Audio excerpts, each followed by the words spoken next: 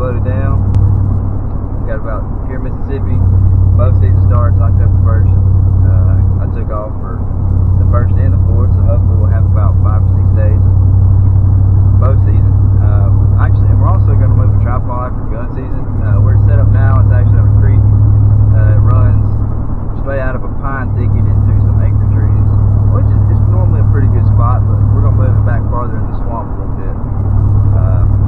I found a spot that I hunted with my climber last year toward the end of deer season, where it's at a creek crossing. It's actually right across from where I have my bow stand. It's probably 300-400 yards. I'm gonna put that tripod there, so that way, just in case if I hunt when I hunt near bow season, I've had cameras set up, but if they're coming back from that swamp area into this cutover and they're not coming to me till about dark, I can switch on over to that tripod. It's not really, it's in a swamp, so there's a bunch of cypress trees.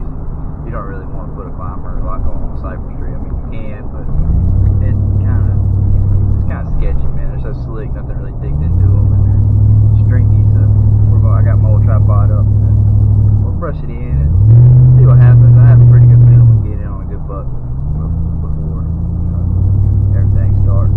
But we're headed on down. So y'all stay tuned, and we'll get back with you.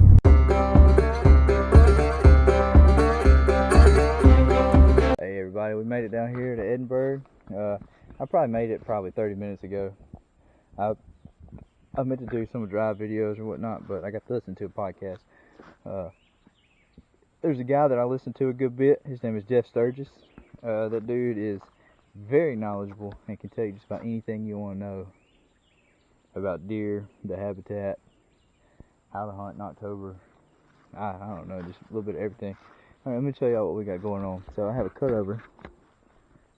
I'm on my action camera, so it's going to be kind of hard to see anything. But this right here, it goes on for probably, it's probably a, I don't know, 60 acre cutover, I would guess. It's pretty huge. These mosquitoes down here are terrible. Plus, you can see I'm down here in the slough. I'm in a swamp down here. I mean, it's just everywhere. I had some corn out. I was trying to just see what's coming in here. As you can see, we got this big old trail running back. Goes down that cutover. This will be fantastic afternoon stand. I got a camera. It's a little low, as you can see. I normally like to put it on wider trees and set them up more. That way the profile of them is a little hidden. But we didn't really have that opportunity anywhere around over here, and I wanted to get it on this other trail running straight through here. So we'll check your camera. Like I told you, I got 1,700 pictures in the past 2 weeks. Sure, a lot of that's going to be this stupid bush right here that we had that Hurricane Ida come through and kind of wrecked this place a little bit. Junk's falling down everywhere. This path right here, you can see, I don't know, about 100 yards before gun season starts, which I probably won't hunt with the gun much this year. I'll try to clear it off so I can shoot on down the way. But yeah, I feel like it's going to be a pretty good little season. Like I was telling you, bedding area back down in here. And this really super thick cutover. It opens up a little bit. There's some acorns down in there. There's some, it's actually a small persimmon tree, as you probably can't really see on this action camera. Small persimmon tree down in there. Got a little bit of all of it. I'm going to try to cut some limbs and brush in the old lock-on. I was kind of hoping those straps would be a little bit more faded by now, but don't really look like they're going to fade very much. I'm going to try to get up here and tie me some limbs or something. Try to hide me a little bit better than what it is. But alright, well y'all stay tuned and I'll show y'all around a little bit more.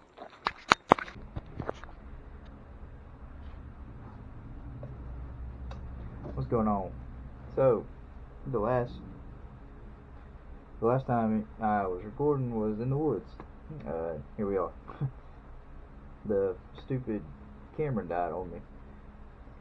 Basically what I did for the rest of the time was I went and I brushed in my lock-on, of course, and what was I saying? I brushed in my lock-on, put some I took some string and stuff and cut some limbs and brushed it all in.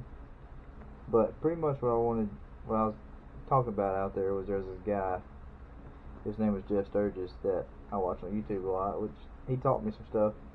Actually, he's really knowledgeable and can teach you just about anything if you want to learn. You just follow along and listen to. If you check him out, it's WHITETAIL Solutions on YouTube is the name. Dude is super. I don't know, man. I learned a lot from him. And one thing he uses, I think he uses Onyx, which is basically a satellite imagery app that tells you your winds, landowners, all that mess. But I tried it out and didn't really like it that much, so I started using this thing called HuntWise, and I'll show you real quick. So basically, what you're looking at right here is 500 acres what we have on the river. Here's the river right here. No, this right here is the reservation. That's some people who own land around it. Okay, so where we were the other day was right here. What I was telling you was I had this about 60-acre cutover right here. There's a creek that runs along it. It actually drains into this bigger lake, one of our duck sloughs right here. And we have another little duck place that we hunt over this way. There's a little slough right here.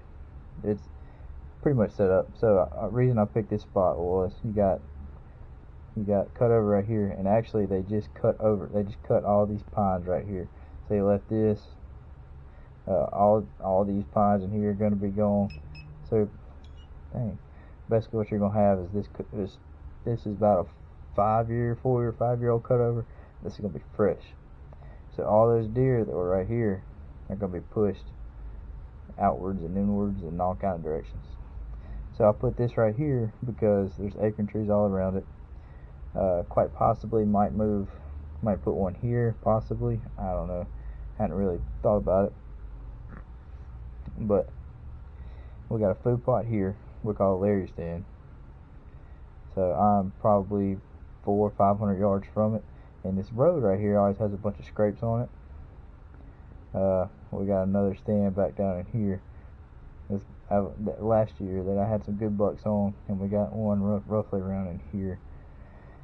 But what I was getting at is, if you want to have a good successful deer season, you've got to use as many tools as possible. You got to use as many tools as possible to your advantage. I study this a lot. I know a lot about the property because of this. I know I get out and walk it just about every year. Right here, this area right in here has been phenomenal for bedding areas. They bed down this cutover a lot. There's this lake right here that, like I told you, we duck hunt in. This stuff, all this junk right here, it's just thick, nasty junk, and they're always bedded down in there. So we kind of stay away from those areas to let them rest. And we have if you look around, there this guy is. This is right here is about a 10-year-old cutover, and this guy over here, he manages his pines, as you can tell. They're all in rows. So they bed on these properties. And as you can see, another thing that helps is you can actually see your neighbor's food plot placements. If you look on here, there's nothing really green. He's just got a big road that comes through here. Now this right here, it used to be green, so he used to plant it, but he doesn't anymore. Don't even know if the guy lives there. Another cool thing about it, you can click it. You can click on it. It'll pop up who it is, where he's from, all that good information. But you can use this to your advantage. That's why there's a good stand here. It's a cutover stand. All this is just planted so you can shoot both ways. And most of the deer come, like I was telling you, they come right through here. Hogs, most of the time you're gonna come from this way. So when they come out, they come right here. Of course, they go feed, and then they come back and come out this way. The reason I want to put one here is I shot a hog last year and lost it, and it came up through here, and I walked in here, and there's just deer tracks and hog rows and junk everywhere in this little block of woods. there's no telling what's coming out of here and just skipping this food plot and going. You know, and that's another reason why I have this here, is this creek runs along here. There's a big creek. So they just come on down, feed on acorns, come in here, and there's a whole bunch of pines over this way where they can bed. All this is thick, like I was telling you, where they can bed down. There's a bunch of sloughs in there, water sources. You know, you got to find things that you can use to your advantage. Every oak tree you see is going to have acorns. Whether or not they're going to drop that year, who knows? That's something you got to keep up with on your own. Every other year they should have a good drop. You know, you can do your research on what you need to look for. Me personally, it's bow season. So what I'm looking for are acorns, I'm looking for bedding, and I'm looking for water sources. You have those three things, you're setting yourself up for success. Those three things, you know, food, water, and shelter is what you need to survive. Same thing with a deer. Definitely early bow season. Afternoons are notorious for early bow season hunts. Another thing that I have learned are water holes. If you don't really have, say you were back over here in these pines, there wasn't any kind of water sources, you can actually buy a 125 gallon tank from your local co-op or Tractor Supply, dig a hole, make it flush with the ground, and actually tank water it. So basically what you do is you want to plant some ryegrass or something, not to make a food plot, just to keep the ground from washing away from where you dug, to keep them from getting muddy and getting mud all in the water. You can look up tank water holes, on YouTube. Let me help you out. I used to do that in a place where I used to hunt in Brandon, and I had a lot of success with it. I killed a 150-inch deer over it. I'll show you all my deer horn collection at another time. It's nothing spectacular. Biggest deer I ever killed was 153 and a quarter. Did kill it here. I killed that in Brandon. I've been hunting with Andy.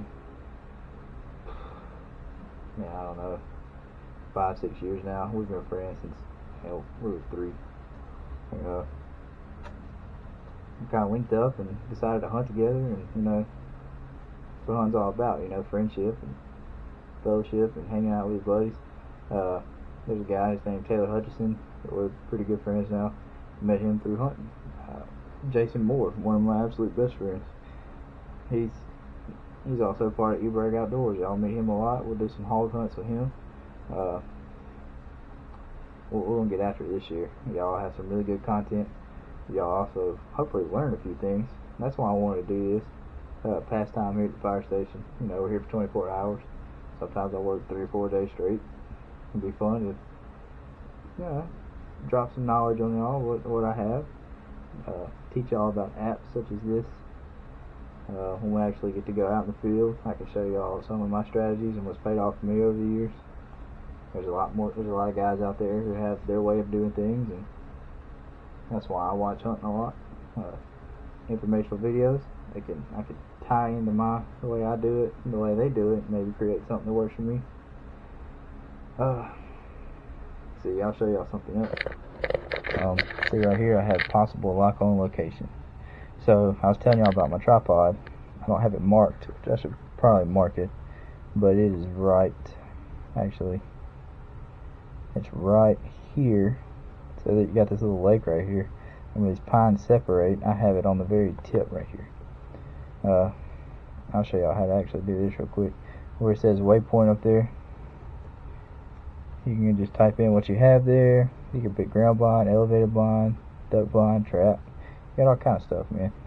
This right here, I guess it's technically elevated blind, I guess.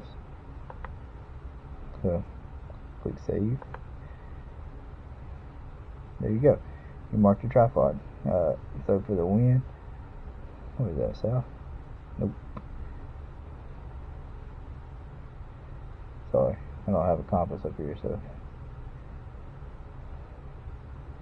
What we want to hunt this on is an east wind, I guess. Yep, it would be east wind. Okay, so basically what happens is we got a food plot there. got a food plot there. So these two food plots right here are notorious for deer. I mean, Andy saw one of the biggest bucks he's ever seen on the property. Came straight out of this pine thicket, came up this hardwood bottom, and was sticking his head out right here. He was looking right into that. He was an older buck, so he knew what was up. He was watching him, and he couldn't get a shot off at him. I actually got pictures of some really big deer right here. And the reason is obviously you can see pine thickets all the way around it. Hardwood bottom. Early deer season is where you want to be, right here. Like, that's the perfect spot. I was actually going to move my tripod up this way, but now that I think about it, I'm probably just going to leave it there. There's really no reason to move it. I mean, you got a pond right here. I mean, it's a good spot. I'm about to leave it there. But I wanted to get off in here and bow hunt, but Taylor Hutchison is going to be bow hunting over here somewhere, so I want him to have as much success as possible. I don't want to cut anything off, so I'm probably going to stay right here. With us being 400 or 500 yards apart, I feel like if I see something and can't catch it and just going to bed over there where he is, he'll have a good success. If it's coming out of bed, coming out this way, and he misses it, I'll get it. So, and Andy is way, son, like Andy's secluded. He's back over here somewhere. But like I was telling y'all, find some tools, man. Find something that will help you have better success, man. And hunting's fun. It's supposed to be fun. If you're gonna make a YouTube channel, do it. You know, you're gonna have people who tell you it looks stupid, but find something you enjoy doing. You know, it kind of kills the time here. It gives me something to do. Keeps my mind occupied on some of the stuff that we do. It's a time killer, and I enjoy it. Like, I love hunting. I love researching hunting. I like looking for ways that I can better myself at doing this. I do it in my job too. Like, I watch pumping operation videos, better ways to pump a truck. I watch fire suppression videos, smoke reading videos. YouTube is a tool, not just for hunting, for your job. If you want to learn how to DIY something, YouTube. And hell, I've rebuilt a boat motor at Call Fire, but I've rebuilt carburetors by watching YouTube. It's fun. YouTube's a tool. To have success at hunting, you have to use everything at your disposal. Alright, well, I'm fixing to get off here, get back to looking, see what I can do to get back to researching a little bit, maybe trying to find some more funnels on here. Y'all stick around with us Saturday. I will be in Edinburgh. I'll be with Andy. We're going to go check our stands. I'll show y'all where our stands are a little bit better. I'll bring an extra battery. I'll show y'all why we picked Andy's spot where we did. I'll show y'all a little bit better in depth of my spot. And we're going to go check out the tripod and see, make sure it's ready. This will be the last time we go down there before opening day. You know, I don't want to put your scent too much in there. I'll actually probably wear my camo clothes and go ahead and put scent lock on. Go ahead and put on some scent cover while we're tracking around in there. You know, we're 2.5 weeks out, so we don't want to stink it up too bad. Pretty soon we'll have some planting videos. We'll probably do that about the second week of October. We try to take it easy on the first week because, you know, like the first 2 weeks deer season, most crucial. If you want to get in there and kill your big buck, it's going to be early bow season, it's going to be early gun season, or it's going to be smack dab middle of the rut. In my opinion, there's 3 stages. Your first stage is opening weekend, bow season. Your second stage is going to be opening weekend of gun season, and then you'll have a rut. Those would be, in my opinion, 3 times you're going to kill your biggest deer. You have potential to kill 3 big ones. You just got to do your research, find out where your deer are, find out where they're moving. You do know, after your first couple of weeks of deer season, they're going to switch up their patterns. Go ahead and be prepared for that. You know your property, where they're at in the winter time. Go ahead and start setting up some cameras. Leave them for about a month if you can stand it. I'll put any corn out. Only reason I got put corn out on my spot, I'm trying to see how many hogs we got over there.